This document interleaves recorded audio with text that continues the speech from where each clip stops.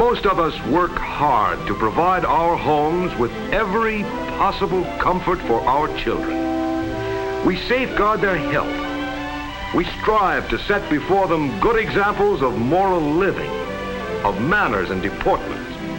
Possibly, we even pamper them. Yet complacently, even carelessly, we commit our children to schools of which we know but little. We cannot meet the complexities of modern life with outmoded school systems.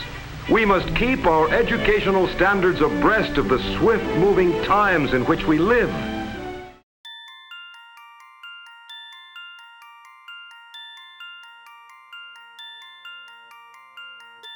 There's a saying in education that the pendulum will swing, and if you're patient enough, it will swing back.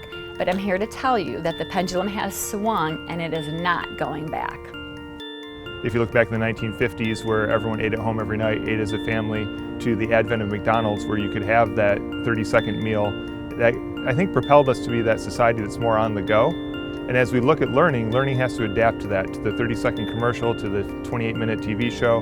We're looking at that and seeing how can we model how people learn today. It truly is a generation that has no concept of chalk and a chalkboard, and there's so many online resources that within a few years the actual textbooks are going to be obsolete because kids can find so many things online. And that's what we call really like personalized learning, is it's no longer one size fits all. It's everybody can learn at their pace and at their rate. I'm in a new school right now. In third grade, we had to wait till home to research, or the teacher would have to research it for us. But now that we have the iPads, oh, it's better.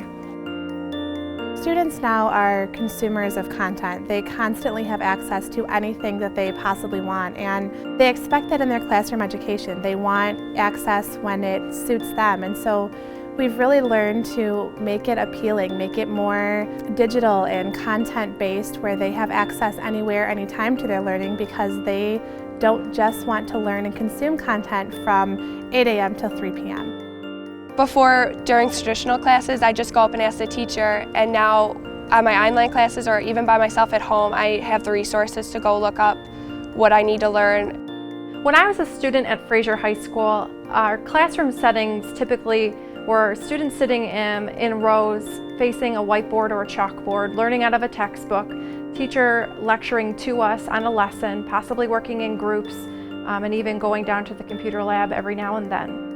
Now, as I'm an employee in the district and I see classrooms on a daily basis, the learning environment has completely transformed. Students are working and collaborating together. They have personal one-to-one mobile devices in their hands at all times. They can instantly look up something that they're discussing in class. They can post a blog post into their classroom website, answer questions. The learning environments here in Fraser have dramatically changed.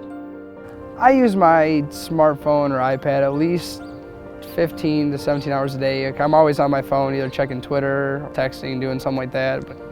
And I felt like I was a lot more engaged when I had an iPad with me at all times, so I could be online and I can use it a lot more places than just doing my homework at school or only at home. The students now possess in their hands all the knowledge in the world, which has really freed things up because students can now look for their own content and they can truly try to own their own learning there.